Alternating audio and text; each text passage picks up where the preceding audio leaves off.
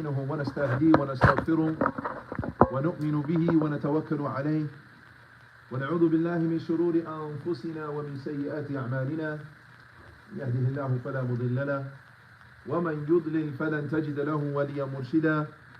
وأشهد أن لا إله إلا الله وحده لا شريك له وأشهد أن محمدا عبده ورسوله صفيه وخليله أرسله الله بين يدي الساعة مبشرا ونذيرا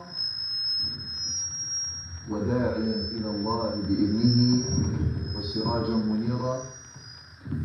أدى الأمانة ونصح الأمة وجاهد في الله حق جهاده، فصلوات الله والسلام عليه وعلى آله وصحبه ومن استنى بسنتهم إلى يوم الدين. يا أيها الذين آمنوا اتقوا الله حق تقاته ولا تموتن إلا وأنتم مسلمون. يا أيها الناس اتقوا ربكم الذي خلقكم من نفس واحدة وخلق منها زوجها وبث منهما رجالا كثيرا ونساء، واتقوا الله الذي تساءلون به والأرحام إن الله كان عليكم رقيبا. يا أيها الذين آمنوا اتقوا الله وقولوا قولا سديدا يصلح لكم أعمالكم ويغفر لكم ذنوبكم، ومن يطع الله ورسوله فقد فاز فوزا عظيما. ثم أما بعد، إن أصدق الحديث كتاب الله، وخير الهدي هدى محمد صلى الله عليه وآله وسلم، وشر الأمور محدثاتها، وكل محدثة بدعة، وكل بدعة ضلالة، وكل ضلالة في النار. نعوذ بالله من ذلك. ثم أما بعد. My beloved brothers and sisters, we begin as we always do by praising Allah, by glorifying Him, saying His praises, that it is something that should never be far from our tongues, that it is something that should always be in our hearts, no matter where we might be. كما قاله النبي صلى الله عليه وسلم: اتقوا الله حيثما كنت. Be mindful of Allah, be aware of Allah, be conscious of Him, be thinking of Him, be longing of Him, be desiring and hoping to meet Him in all times and places, wherever you might be. And this is simply because who Allah subhanahu wa ta'ala is, that He deserves to be praised, that He deserves to be appreciated, that He deserves our gratitude all times and all places. And we begin every Jumu'ah, every khutbah as such. But it's not just for Jumu'ah, we said for what? Every time and every place. Because of Allah subhanahu wa ta'ala's most excellent names and His most beautiful attributes. Because of what Allah subhanahu wa ta'ala has done for you and what He has done for me and what He has done for all of humanity, especially through sending Prophet Muhammad sallallahu alaihi wasallam as a means and a source of mercy and guidance on this earth. That alone should be enough to be praising and thanking Allah subhanahu wa ta'ala ever and always. And of course, we seek refuge with Him from the evil of our own souls, our poor choices, our egos, the things that we do that work against us, because they do not harm Allah subhanahu wa ta'ala in any way, in any shape, form, or fashion. Anytime we commit a sin, anytime we make a transgression, anytime we do what we're not supposed to, every time you lie, every time somebody falls off the wagon, smokes a cigarette, shoots up a needle, snorts, sniffs something, meets up with a woman that's not his wife, a woman meeting with someone that's not her husband, someone looking at something inappropriate, no matter what it might be, anything that's haram, dhanbi, it doesn't hurt Allah or diminish His kingdom in the least. But rather, it's against whom? Against our own selves. And so we ask Allah subhanahu wa ta'ala to protect us from that, our human frailties and our shortcomings. And may He protect us from ever having to pay the terrible price tag that comes with every sin that we make. And we also, along with this, I testify in front of all of you that there is no God or deity who is truly deserving of our worship, our prayers, our sacrifices, our fidelity, our loyalty. Above all else, no one deserves this except Allah subhanahu wa ta'ala. Him alone and without partners. And I further testify at this minbar in front of all of you on this Friday that Prophet Muhammad ﷺ is his servant and final messenger. There is no prophet after Prophet Muhammad ﷺ. Not Mirza Ghulam Ahmed, not Elijah Muhammad, not anyone or anything else after Prophet Muhammad ﷺ. Khatamul Nabiyyin. He is the seal of the prophets and the seal and the finality of the messengers. And this, of course, is because Allah subhanahu wa ta'ala said, not on this Jumu'ah, but on a Jumu'ah so many years ago, more than 1400 years ago, Allah subhanahu wa ta'ala said, اليوم أكملت لكم دينكم وأتممت عليكم نعمتي ورضيت لكم الإسلام دينا.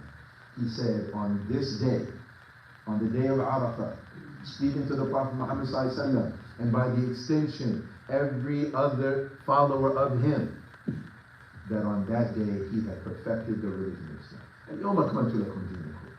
It's complete in every which way. And if it's perfect, then how can you send something else? Because then that would imply that there's something missing from it, or there's something subtracted from it, that there's a problem with it.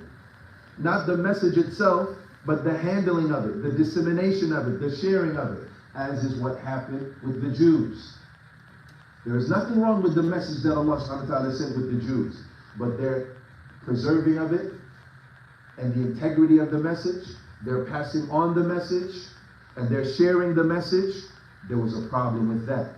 So Allah had to send again, and He sends Prophet Isa alayhi salam, and you have the Gospels or the Injil.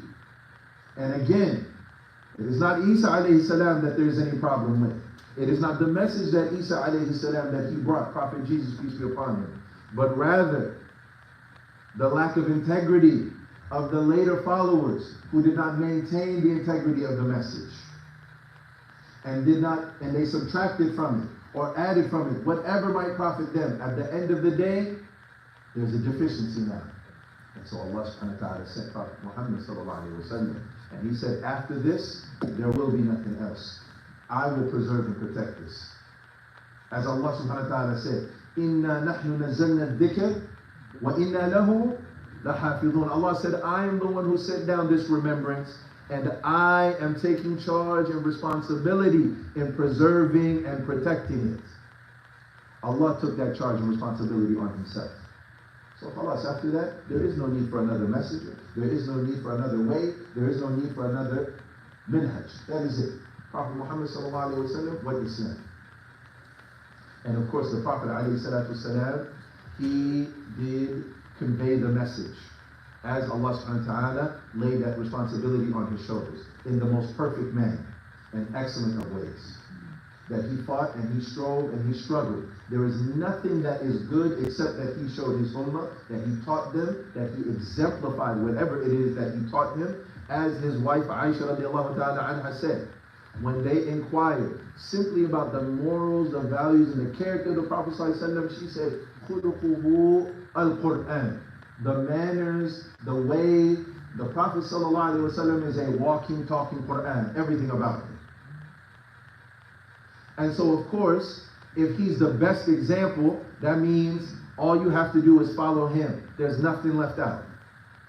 And conversely, anything that would harm humanity and harm the believers and deteriorate their relationship with Allah subhanahu wa ta'ala, he warned them from it and said, stay away from it. ترك أمته على محجة البيضاء ليلها كنهارها لا يزيغ عنها إلا هالك. The Prophet ﷺ, he left his ummah on this clear, illuminated path. All you have to do is walk on it. And it's so clear, and it's so brilliant, and it's so illuminated that the day of it and the night of it are the same. There's no difference. There is no darkness on this path. Salatul Mustaqim. All you got to do is what? Follow. That's it. It's that simple. Not necessarily easy. Doesn't mean there won't be challenges, but it's not complicated. It's simple. And no doubt the Prophet ﷺ, he did this in the best manner, in the best way, conveying that to his ummah.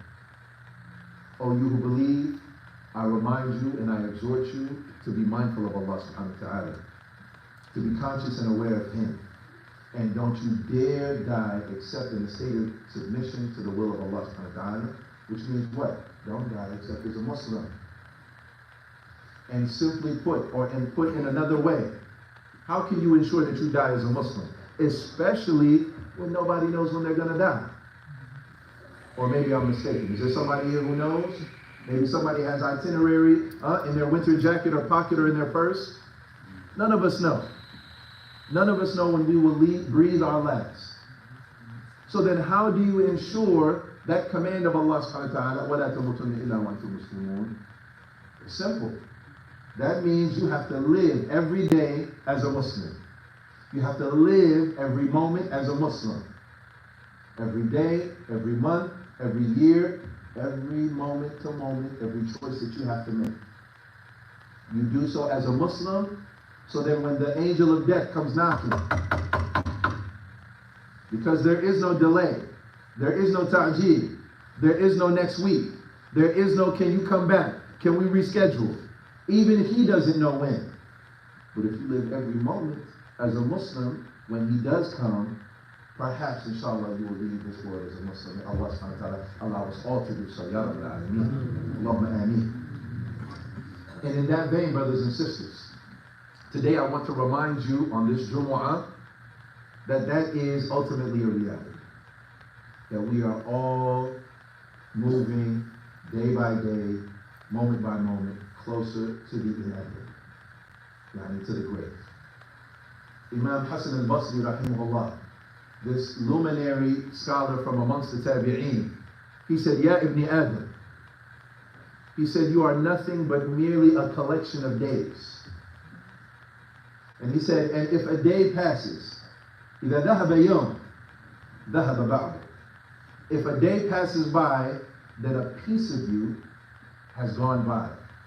A piece of you that you can never get back is gone forever.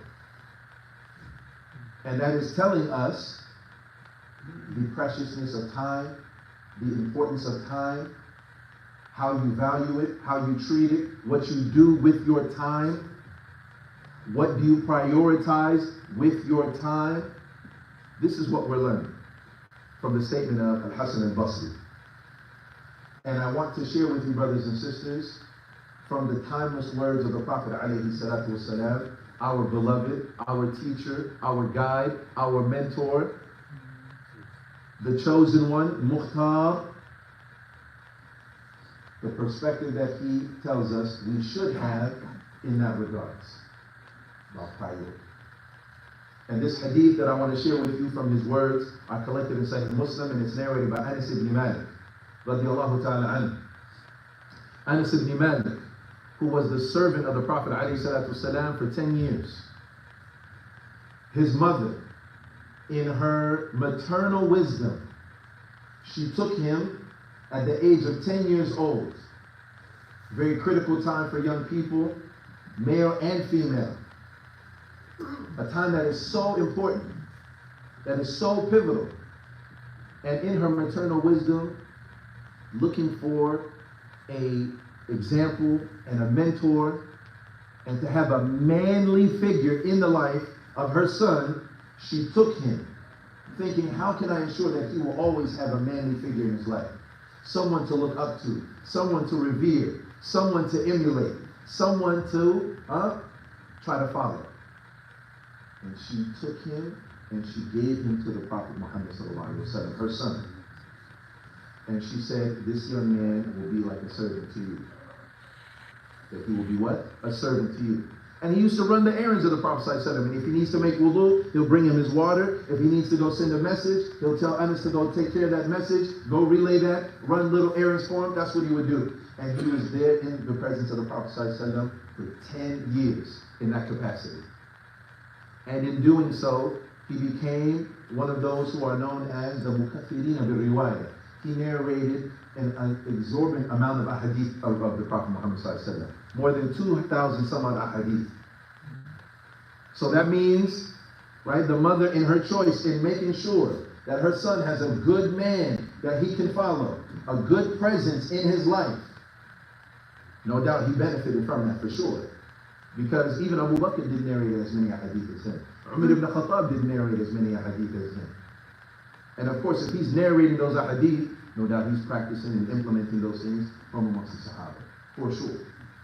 And he narrates this hadith, and he said, قال رسول الله صلى الله عليه وآله وسلم يتبع الميت ثلاثة فيرجع اثنان ويبقى معه واحد يتبعه أهله وماله وعمله فيرجع أهله وماله ويبقى عمله. The Prophet ﷺ said, and I want you to pay attention because this is for every single one of us. He says, 3 things follow the deceased. 3 things follow. And I want you to take a moment and think about that for yourself. What could possibly be following you when you're dead? Well, you have the janazah. And then, of course, when you have the janazah, then you should be in your coffin. They should have already prepared you. They've already washed your body, right? They pray the salat. Then everybody's up, pushing and shoving and trying. Everybody wants to try to carry the body. One of the few times, mashallah, tabarakallah, you see the Muslims coming together, and as Allah subhanahu wa ta'ala said, sabiqu ila maghfiratin, right? You see them racing, and everybody's like, let me carry it, because they want the fadl of that, the virtue of that, the benefit of that, the fulfilling of that communal obligation of helping bury our brother or sister. And then they gotta take you, and they take your corpse, and they take you to the grave, to the graveyard. Then what? And I want you to think, who could be following you other than those people? The Prophet ﷺ, he said there are 3 things that are following. He said the first and foremost, ayyuha al-ikhwa al-akhawat, is your family. And of course, that makes sense. That is easy to comprehend and understand when you have the janazah. Even if somebody's not a sheikh, even if somebody's not an imam, when they pray the janazah, they're going to push the family members forward. Because they're, of course, that's your beloved, that's your cousin, that's your husband, that's your uncle, that's your etc. Right? You come and you lead the janazah. And then, of course, that makes sense. That's their beloved. That's their, a piece of them. They're going to follow to that makes sense. And then he said, your wealth. Now, for that one, you'd be like, hold on. You understand? Your wealth is inanimate objects. Well, scholars, they say, well, whether that's their servants, right? If they have, then, of course, they're going to be there attending the janazah, right? The wealth that you have, that the people who are looking to and waiting to, separated, disseminated, and spread it to. This is for my son, this is for my daughter, this is for whatever, right? To spread that out. But either way, your wealth follows you to the grave. And then the third thing he said is, in your actions. And your actions, they follow you to your grave. And he said, 2 of those things return, and 1 of them remain with you. And again, think, which of those things are going to stay with you, and which of those things are going to go back? أقول قولي هذا وأستغفر الله لي ولكم ولسائر المسلمين من كل ذنب فاستغفروه إنه هو الغفور الرحيم. I say what I say first and foremost for myself and for all of you, and I beg Allah subhanahu wa ta'ala's forgiveness, and I exhort and I remind all of you to do the same. Indeed, He is the oft forgiving and the especially merciful.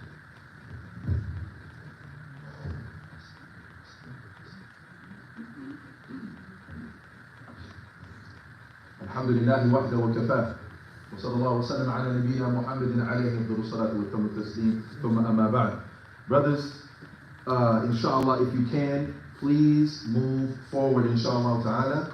If you can, please make room. Alhamdulillah, it's getting tight. Brothers, if you could please move forward. Barakallahu feekum.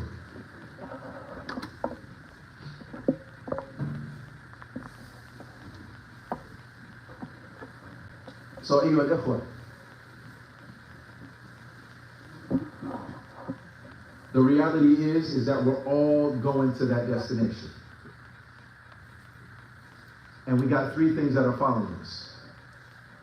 But at the end of the day, there are different things that people prioritize, focus on, and busy themselves with when it comes to those different things that are coming with him to the grave. And the Prophet ﷺ is reminding us and teaching us, number one, think about death. As he mentions elsewhere, right? اكثروا اذكروا هالك اللذات. Remember often the destroyer of pleasures. Because imagine if you were at a party or at a gathering with some friends and you start talking about relatives who passed away and people who died, or how many people have died in Lebanon or in Palestine. How quickly that would bring the vibes down, and bring the mood down. Because why? Because it has a way of bringing perspective. All of a sudden, whatever it is you're drinking doesn't taste as sweet. The food doesn't taste as sumptuous and delicious. Because why? Because there's this ultimate reality that we don't usually think about, we don't focus on. And the Prophet ﷺ, he said, do the exact opposite. Remember it often, because it has a way of shifting your mindset and your perspective. Perspective on what? On what is priority and what is really important. On what is priority and what is really important. It has a way of doing that. So what gets in the way? What usually gets in the way of us remembering that one thing is the ultimate reality. Out of everything in this life, there is one truth that everybody agrees on. Muslim, non-Muslim, Buddhist, Hindu, atheist, everybody agrees an ultimate truth is what? That we're all going to die. So then what distracts us from that reality and that ultimate truth? The Prophet ﷺ, or excuse me, Allah subhanahu wa ta'ala tells us in his glorious book, أَلْهَاكُمُ التَّكَاثُرُ حَتَّى زُرْتُمُ الْمَقَابِرِ. Right? The competition in worldly increase. Yani trying to gain more, trying to buy more. Consumerism, materialism. We got a car. Now we got to get a bigger car. We got a bigger car. We got to get the newer model. Nothing's wrong with the car that we had. Nothing's wrong with the phone that you got. But you know what? Because a new one came out, and because the company said, I got to get this one, because it's got new camera features, but ain't nothing really different from the last one. But I got to get it though, because everybody else got it. Oftentimes, even families get in trouble. Let's say, just for example, the phone. You know how many times I've dealt with families who struggle with their children, whether it's about social media, phones, and gadgets, and things like that. I'm like, why did you buy for your 10, 12, 13-year-old? He don't need no phone. She don't need no phone. But everybody else got one. And I don't want them to come home and say, Oreo, Abba, Baba, Abba, yeah, my friends got one, but I don't have one. They don't need it, but because everybody else got one, and so we're competing for it. And it distracts us about the ultimate reality and what our real focus should be. Now, don't get me mistaken, brothers and sisters. Money in and of itself, Islam does not believe in inherently evil. But what you do with the money, that's something else. وَلَا تَنْسَ نَصِيبَكُمْ مِنَ الدُّنْيَا. Don't forget your share in your portion of this world. You got responsibilities. You got bills to pay. You got family back home. You got stuff you got to do. Your kids got to eat. That makes sense. But that should not be your primary focus. That should not be your ultimate priority. And all of us, I guarantee you, if I did a survey right now, everybody would say, the deen is a priority, taqwa is a priority, iman is a priority, ilahi. I'm sure everybody in here, ain't nobody going to say like, oh yeah, money is my ultimate priority. Getting that bag, that's all I care about. No respectable, self-respecting Muslim would say that.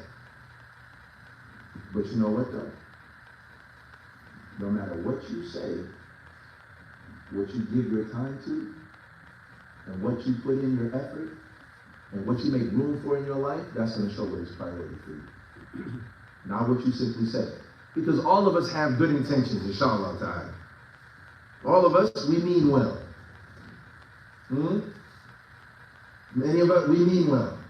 But you see it in their daily life. What is their real priority?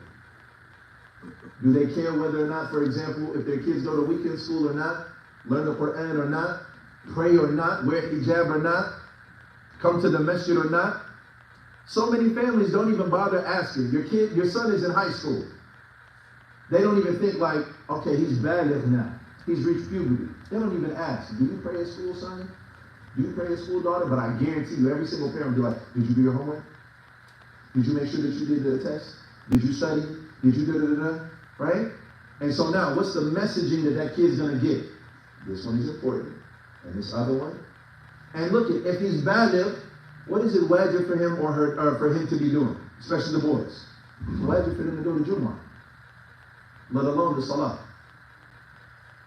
A lot of people don't even ask or even think about it. You're like, okay, but it's too far to go to the masjid. I got you. Okay, play it. Start in a Jumu'ah at their school, in the high school. Many people don't even think about that, but I guarantee you they're going to put them in the after-school program. They're going to make sure they have soccer. They're going to make sure they got this and that. They're going to make sure the father himself, he's working overtime. Even Hoyo got a job, or mom's got a job. They do all the different things for the material things, but then when you ask them, of course, deen is important. Of course, iman is important. Taqwa is important. But it's not what you say. In this instance, it's what they can see you doing. That is what is more important. And so then what? SubhanAllah, we must be careful and mindful of this. Because many of us, we are distracted by material things in the dunya. I promise you, brothers and sisters, if your son does not have $150, $200, $300 shoes, he will survive. I promise you, brothers and sisters, if your kids don't have $1,000 phone, I promise you they'll make it. They're not going to die. I know it doesn't seem like it, but the majority of America is not rich. The majority of the people, right, are making it paycheck to paycheck. But for some of us who have made it, walillah alhamd, Allah subhanahu wa ta'ala has blessed us with barakah, and we make that our only focus at the sacrifice of the deen. And the Prophet ﷺ is telling us what? Okay, you go ahead, you go collect that, but when you go to the grave, it's going to be there with you, but they're all going to eventually leave. First, he says your family.